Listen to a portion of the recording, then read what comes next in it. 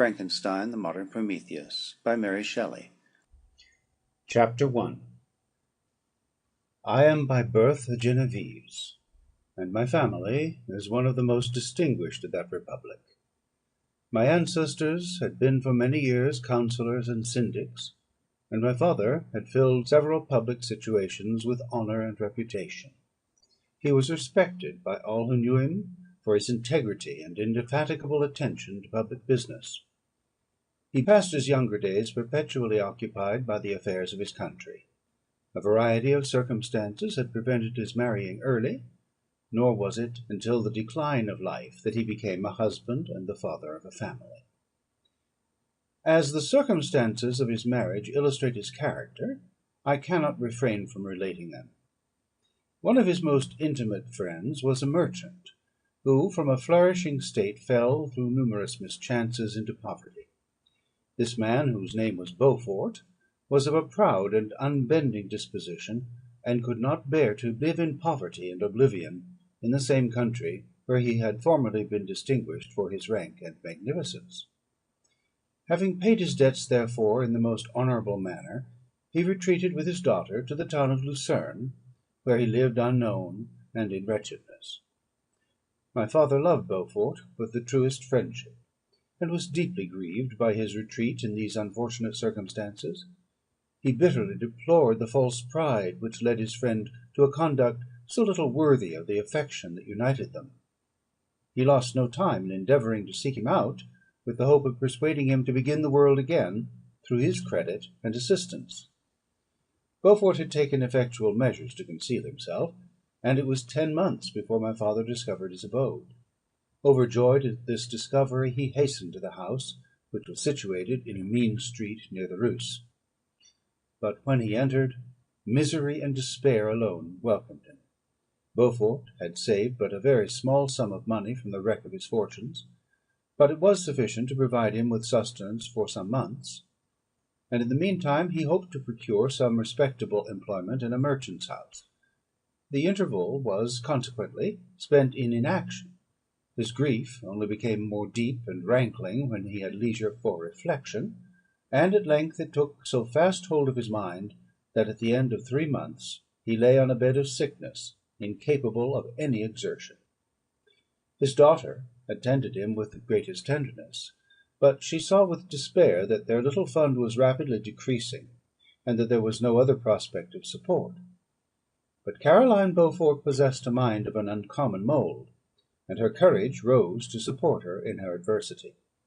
She procured plain work, she plaited straw, and by various means contrived to earn a pittance scarcely sufficient to support life.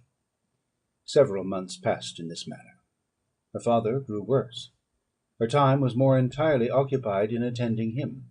Her means of subsistence decreased, and in the 10th month her father died in her arms, leaving her an orphan and a beggar. This last blow overcame her, and she knelt by Beaufort's coffin, weeping bitterly, when my father entered the chamber. He came like a protecting spirit to the poor girl, who committed herself to his care; and after the interment of his friend, he conducted her to Geneva, and placed her under the protection of a relation. 2 years after this event, Caroline became his wife. There was a considerable difference between the ages of my parents, but this circumstance seemed to unite them only closer in bonds of devoted affection. There was a sense of justice in my father's upright mind, which rendered it necessary that he should approve highly to love strongly. Perhaps during former years he had suffered from the late discovered unworthiness of one beloved, and so was disposed to set a greater value on tried worth. There was a show of gratitude and worship in his attachment to my mother, differing wholly from the doting fondness of age, for it was inspired by reverence for her virtues, and a desire to be the means of, in some degree, recompensing her for the sorrows she had endured, but which gave inexpressible grace to his behaviour to her. Everything was made to yield to her wishes and her convenience. He strove to shelter her as a fair exotic is sheltered by the gardener from every rougher wind, and to surround her with all that could tend to excite pleasurable emotion in her soft and benevolent mind. Her health, and even the tranquillity of her hitherto constant spirit, had been shaken by what she had gone through.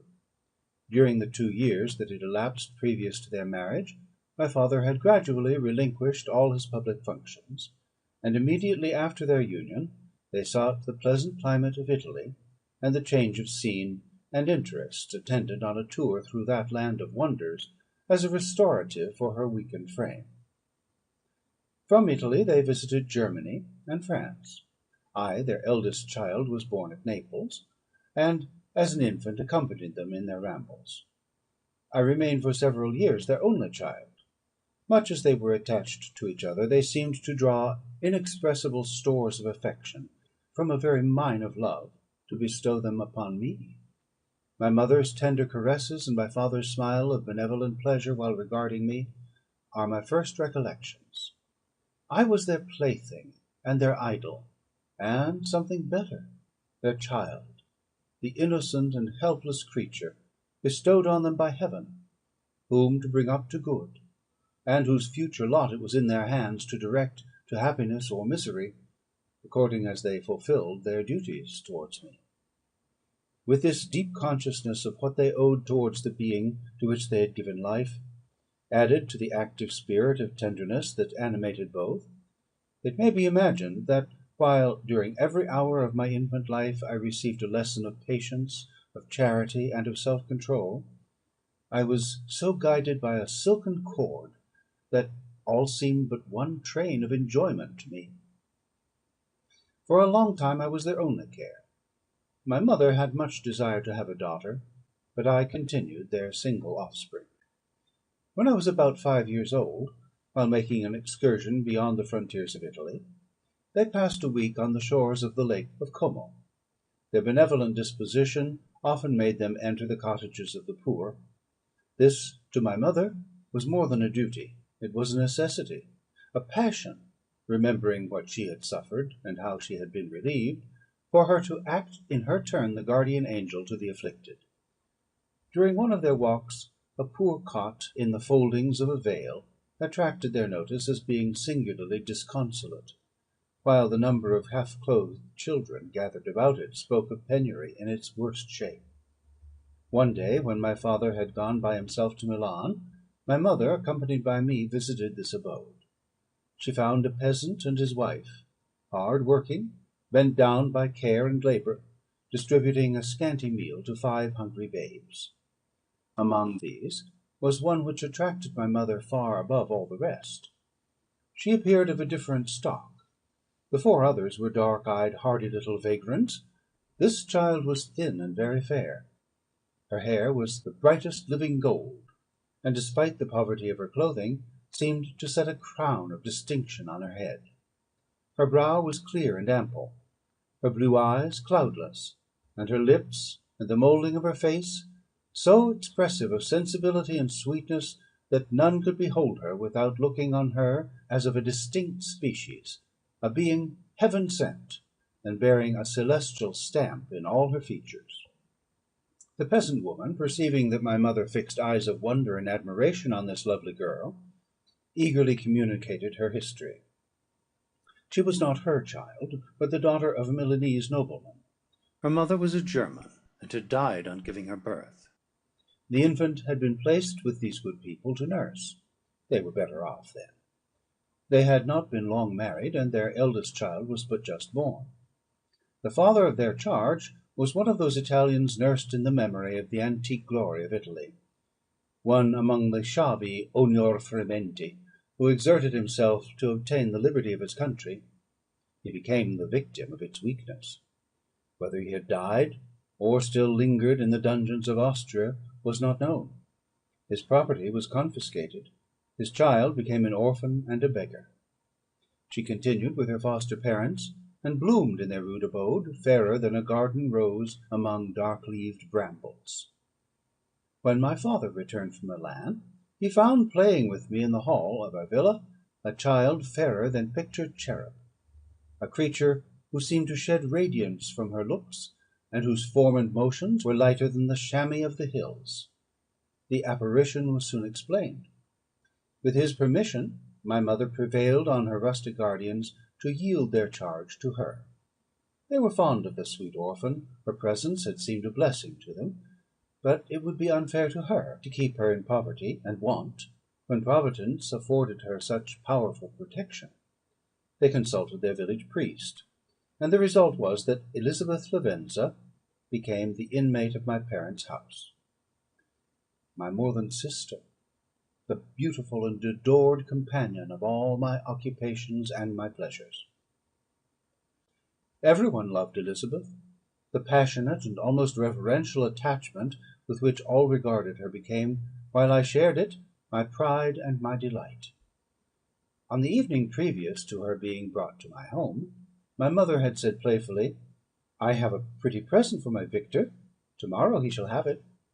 And when on the morrow she presented Elizabeth to me as her promised gift, I, with childish seriousness, interpreted her words literally, and looked upon Elizabeth as mine to protect, love, and cherish. All praises bestowed on her I received as made to a possession of my own. We called each other familiarly by the name of cousin. No word, no expression could body forth the kind of relation in which she stood to me my more than sister, since till death she was to be mine only. End of Part 5 of Frankenstein.